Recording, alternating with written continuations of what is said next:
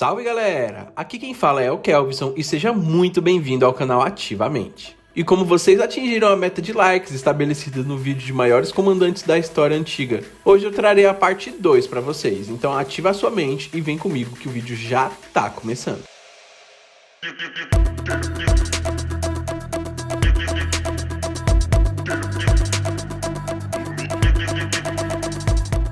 Galera, antes de começar, eu gostaria de agradecer a vocês por todo o apoio, pois quando eu deixei aquela meta de 100 likes no primeiro vídeo, eu nunca imaginei que ela pudesse ser batida, muito menos em tão pouco tempo. A partir daqui, eu pretendo manter então essa série de vídeos dos maiores comandantes militares da história, e vou mudar um pouco a abordagem. Então, em vez de trazer vários comandantes num único vídeo, eu vou ser mais detalhista sobre a vida deles e trazer um comandante por vídeo, deixando a critério de vocês quem vai ser o próximo, aí é só colocar o nome dele nos comentários.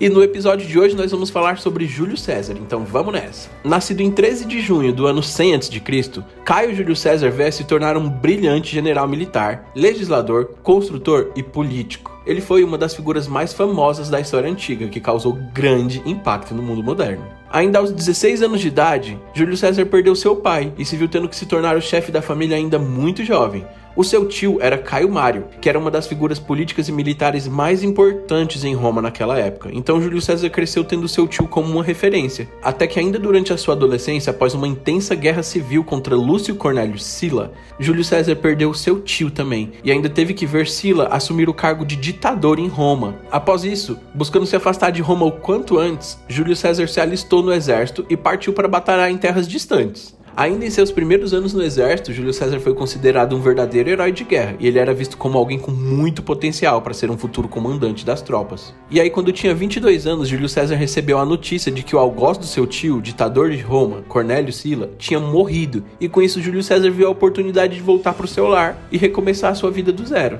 E foi isso que ele fez logo após o término do seu tempo de serviço no exército. Ele voltou para Roma e recomeçou do zero e reergueu o status social da sua família ao longo de 3 anos. Quando César tinha 25 anos, um navio no qual ele estava foi atacado por navios piratas e ele foi levado refém. Ao descobrirem que César possuía uma família muito rica, os piratas cobraram um valor absurdo pelo resgate. E o mais curioso é que César ainda advertiu a eles que a vida dele valia muito mais do que aquele valor. Mas contudo, se ele fosse liberado, perseguiria e mataria aqueles piratas. Os piratas não levaram muito a sério e ficaram zumbando da cara dele. Mas após alguns dias, o resgate foi pago e César rapidamente usou da sua forte oratória e do restante da sua fortuna para reunir navios e homens e formar uma frota para perseguir aqueles piratas.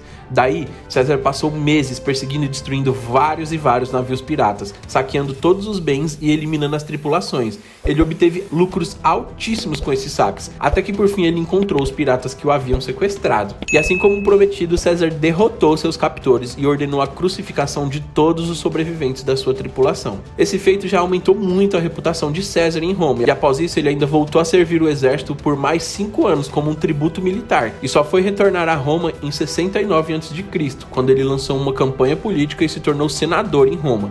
Nesse mesmo ano, Júlio César também perdeu a sua primeira esposa e o seu segundo filho durante o parto. Tendo que seguir em frente, César foi designado para administrar uma província romana lá na Espanha. E durante essa administração ele teve grande sucesso e logo após o seu tempo de serviço lá, ele retornou a Roma em busca de sua escalada política. Até que no ano 60 a.C., César alcançou o mais alto cargo político, se tornando um cônsul de Roma. Agora, como cônsul e comandante de 4 legiões romanas, César se voltou para a Gália, que é a região da Europa onde hoje se situam França, Alemanha, Bélgica e o norte da Itália. Com um terreno muito difícil, cheio de florestas e tribos celtas muito hostis, a Gália era muito difícil de ser invadida e conquistada. E foi justamente essa dificuldade que fez com que César desejasse tanto conquistar esse território. Assim, em abril de 58 a.C., César reuniu suas 4 legiões, que juntas totalizavam cerca de 24 mil homens, e deu início à dominação do território gaulês. A princípio, César enviou emissários aos líderes de diversos territórios gauleses, formando alianças militares e conseguindo passagens e mantimentos para suas legiões de soldados.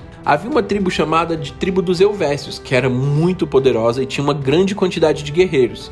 Eles estavam em migração dentro do território da Gália e com isso, por onde eles passavam, eles destruíam todas as tribos que tinham em seus caminhos, até que por fim essa tribo se deparou com César e suas legiões. No campo de batalha, César tinha grande desvantagem numérica, mas conseguiu obter uma vantagem de terreno e posicionou parte de suas legiões no alto de uma colina e escondeu a outra parte entre árvores ao longo da colina.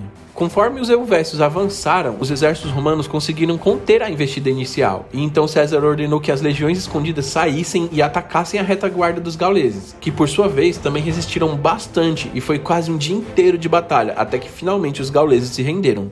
César permitiu que muitos deles retornassem às suas terras, desde que passassem a trabalhar nas colheitas e prover alimentos para as legiões romanas. Nos anos seguintes, as legiões romanas continuaram as suas incursões com vitórias expressivas sobre diversas tribos gaulesas e subjugaram todas as tribos que não se aliaram a Roma. Por fim, 3 anos após o início das incursões pela Gália, no ano 55 a.C., após sufocar uma das últimas rebeliões das tribos belgas, Júlio César finalmente pôde dizer que havia conquistado o território da Gália.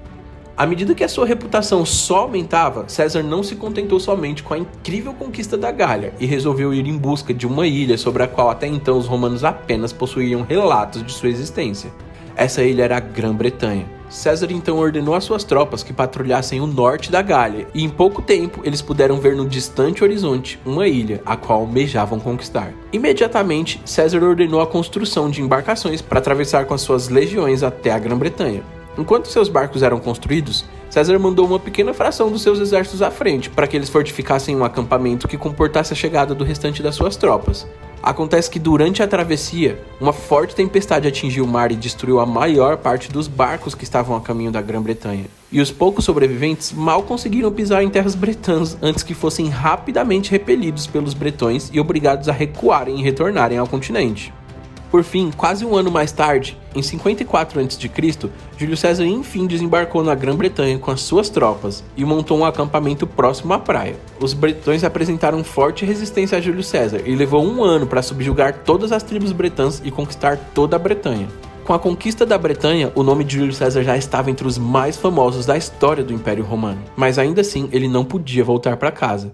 Isso porque durante o ano que passou conquistando a Bretanha, um líder tribal chamado de Vercingetorix começou a incitar todos os líderes tribais a se rebelarem contra a ocupação romana, e ele obteve grande apoio de muitas tribos, conseguindo reunir um grande exército e iniciando ataques às guarnições romanas por todo o território gaulês. Quando César enfim retornou ao continente, Vercingetorix começou a recuar para evitar um confronto direto com as legiões romanas. Em sua retirada pelo território gaulês, as tropas de Vercingetorix incendiavam as aldeias e plantações em seu caminho para que os romanos não encontrassem quaisquer mantimentos por onde passassem. Aos poucos, essa estratégia foi surtindo efeito e as legiões de César se viram enfraquecidas e exaustas na sua marcha de perseguição aos gauleses. Foi aí que César passou a intimidar os líderes tribais que não haviam se aliado a Vercingetorix e com isso conseguiu as provisões necessárias para os seus soldados continuarem a perseguição. Durante a perseguição, várias batalhas foram travadas não só contra as forças de Vercingetorix, mas também contra outras tribos que os apoiavam. Até que, enfim, Vercingetorix recuou com suas tropas para a cidade de Alésia e foi dado início ao famoso cerco de Alésia, que foi uma grande prova para César e seus exércitos. A cidade de Alésia tinha uma posição de defesa privilegiada e César sabia que não conseguiria conquistá-la sem ter baixas muito significativas. Com isso, ele ordenou um cerco à cidade para enfraquecê-los, fazendo-os passar fome. Acontece que ao fazer esse cerco, César expôs os seus exércitos, pois havia uma grande quantidade de gauleses a caminho de Alésia vindo ao resgate de Vercingetorix. E quando eles chegassem, as legiões romanas estariam espalhadas ao redor da cidade e presas entre duas forças inimigas muito mais numerosas. Foi aí que César teve a brilhante ideia de construir 2 muralhas ao redor da cidade. A primeira muralha serviria para proteger os romanos daqueles que estavam dentro da cidade, enquanto que a segunda serviria para protegê-los dos gauleses que estavam a caminho. Dessa forma, quando os gauleses finalmente chegaram, Vercingetorix só pôde observar enquanto as legiões romanas, mesmo em menor número, dizimavam as forças gaulesas. Após essa batalha, Vercingetorix saiu de Alésia sozinho em seu cavalo e foi até o acampamento romano, onde jogou as suas armas no chão e sinalizou a rendição de toda a Gália a César. Finalmente, após as conquistas da Gália e de Bretanha, tendo obtido fama e riquezas, César estava pronto para voltar à cidade romana, mas talvez Roma não estivesse pronta para o seu retorno. Durante todo esse tempo de ausência, o principal apoiador de César na capital, que era o cônsul Marco Cássio, teve as suas legiões destruídas e a sua vida tirada em combate, e o outro apoiador de César, que era o general Pompeu, havia o traído, almejando o domínio político de Roma. Pompeu acusou César de cometer delitos e quebras de leis políticas, além de acusá-lo também de usar as suas legiões para enriquecer às custas do poder romano. Dessa forma, Pompeu omitiu um ofício a Júlio César, que deveria dissolver as suas legiões e se apresentar em Roma para ser julgado pelo Senado romano. Júlio César prontamente ignorou as ordens de Pompeu e marchou com as suas tropas em direção a Roma para eliminar os seus traidores, mesmo que para isso fosse necessário atacar a sua própria cidade. E foi aí que em 49 a.C., César e as suas legiões foram decretados inimigos de Roma, e o general Pompeu convocou as suas legiões para dar início à Segunda Guerra Civil do Império Romano.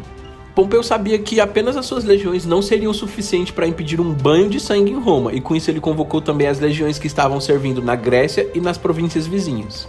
Ao saber disso, César acelerou as marchas de suas legiões para chegar a Roma antes dos reforços de Pompeu, e ao chegar no rio Rubicão, sabendo que atravessá-lo com todas as suas legiões custaria um tempo que eles não tinham, César ordenou que 3 de suas legiões fossem até um ponto mais apropriado para a travessia, enquanto destacou uma legião e atravessou o rio à frente, junto com eles, para que pudessem chegar antes em Roma, mesmo que isso os fizesse chegar lá muito cansados. A estratégia de intimidação deu certo, e pouco antes da chegada de César a Roma, o general Pompeu reuniu a sua guarda e embarcou para a Grécia, a fim de se reunir com as demais legiões e contra-atacar César. Ao entrar em Roma, César fez um discurso público para toda a população e nomeou Marco Antônio, que era um dos seus homens de confiança, para ficar no comando da cidade. Imediatamente, César também decidiu que não esperaria pelo contra-ataque de Pompeu e ordenou a construção de mais barcos para atravessar o mar a caminho da batalha. Ao tempo que os barcos eram construídos, César também trocou a maior parte do Senado romano e aproveitou para atacar e destruir os apoiadores de Pompeu na Espanha. Dessa forma, quando ele partisse em sua incursão contra Pompeu, Roma não seria atacada por eles. Por fim, em 48 a.C., César e os seus 22.000 homens marcharam rumo à Grécia e enfrentaram 36.000 soldados de infantaria e 7.000 de cavalaria sob o comando de Pompeu. Júlio César ordenou a construção de um equipamento fortificado para tentar anular parte das forças inimigas, mas Pompeu encontrou um ponto fraco na estrutura e deu início a um grande ataque. Quando César percebeu que seria derrotado, ordenou a retirada total de suas tropas e recuou para outro acampamento. Ali, se vendo desfalcado e com escassez de recursos, César tomou uma decisão crítica e resolveu enfrentar Pompeu em uma batalha final no campo de Farsalos. Em uma batalha muito equilibrada, a experiência em combate dos soldados de César conseguiu sobrepor um inimigo também organizado e muito mais numeroso, com uma grande cavalaria. Os seus exércitos conseguiram conter a cavalaria inimiga e conquistaram o flanco da batalha, quebrando a formação adversária e destruindo o exército de Pompeu, que conseguiu sair com vida do combate e buscou refúgio no Egito. Acontece que os egípcios temiam a César e assassinaram Pompeu, temendo que se o abrigassem, se tornariam alvo dos romanos. Quando descobriu que Pompeu havia sido assassinado, César exigiu a morte de todos os envolvidos nesse ato, pois ele não compactuava com a morte de um cônsul romano por estrangeiros. Dessa forma, os egípcios de imediato ordenaram a morte de todos os envolvidos no assassinato de Pompeu. Após isso, César resolveu descansar em terras egípcias com as suas tropas, ficando hospedado no palácio real da cidade de Alexandria. Nesse período, a rainha Cleópatra, que disputava o trono com seu irmão Ptolomeu, entrou escondida nos aposentos de César durante a noite e o persuadiu a apoiá-la na guerra civil que se seguiria. Foi aí que César passou a apoiar a Cleópatra e com as suas legiões venceu uma série de batalhas contra os exércitos de Ptolomeu, sendo a última delas a famosa Batalha do Rio Nilo, onde os navios romanos emboscaram os egípcios e ao final da batalha, tanto o navio de César quanto o de Ptolomeu afundaram, sendo que somente o ditador romano conseguiu chegar com vida às margens do Rio Nilo. Após isso, a rainha Cleópatra assumiu o reinado do Egito. Contudo, em Roma, circulava no meio político a informação de um relacionamento extraconjugal entre Júlio César e a Cleópatra. Esses rumores foram confirmados quando César levou a Cleópatra para conhecer a capital romana, e isso gerou um grande descontentamento entre o Senado, sendo visto como uma afronta a Roma. Passado algum tempo, a rainha Cleópatra teve ainda um filho de César, que não quis assumir a paternidade da criança, ainda que a rainha garantisse que ele era o pai. Seus opositores viram o nascimento desse filho como uma tentativa de César de virar imperador e conceber uma linhagem que pudesse governar tanto os romanos quanto os egípcios. César, por sua vez, não se importava com as opiniões de seus opositores e chegou a ser nomeado em 54 a.C. como ditador perpétuo, podendo exercer o cargo pelo resto de sua vida. Essa nomeação levou seus opositores a planejarem um atentado contra a vida de César, e dessa forma, em 15 de março de 44 a.C., dentro do próprio Senado romano, enquanto assinavam um documento, todos os senadores presentes se aproximaram e, liderados pelo seu próprio sobrinho Marcus Brutus, sacaram as suas adagas e golpearam-no 23 vezes, colocando fim à história de um dos maiores, se não o maior comandante de todo o Império Romano. E se você gostou desse vídeo e quer mais conteúdo como esse, deixa nos comentários qual é o comandante que você gostaria de ver nesse quadro. E se esse vídeo chegar a 150 likes, eu vou trazer a parte 3, colocando o nome mais votado por vocês nos comentários. Se você já viu até aqui, aproveita para se inscrever e deixar o seu like, afinal foi um trabalhão para gerar esse vídeo. E a única coisa que eu peço de volta é um likezinho, não custa nada, né?